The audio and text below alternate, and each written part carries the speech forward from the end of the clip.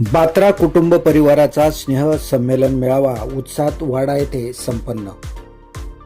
आजच्या थकाथकीच्या जीवनात एकत्र कुटुंब पद्धती संपुष्टात आली असली तरी बात्रा परिवाराने याला छेद देत महाराष्ट्र व गुजरात दादरा नगर हवेली या केंद्रशासित प्रदेशात असलेल्या बात्रा परिवाराला एकत्रित आणून एक मोठं स्नेह संमेलन आयोजित करून संपूर्ण परिवाराच्या आचार विचार आणि सुखदुःखाच्या देवाणघेवाण करून एक वेगळा आदर्श निर्माण केला आहे।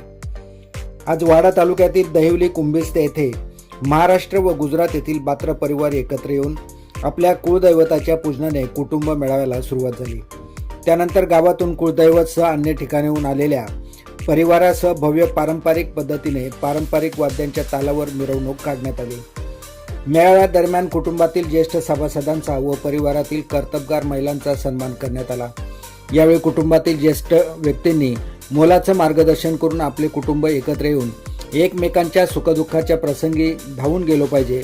आज आपला परिवार मोठ्या संख्येने महाराष्ट्र व गुजरात येथे असून आपण प्रत्येकाने एकमेकांच्या संपर्कात राहिलं पाहिजे असे मत ज्येष्ठ व्यक्तींनी व्यक्त केले। या मंगलमय प्रसंगी कुटुंबातील काही मुलींनी विविध प्रकारचे नृत्य सादर करून उपस्थितांची दाद मिळवली।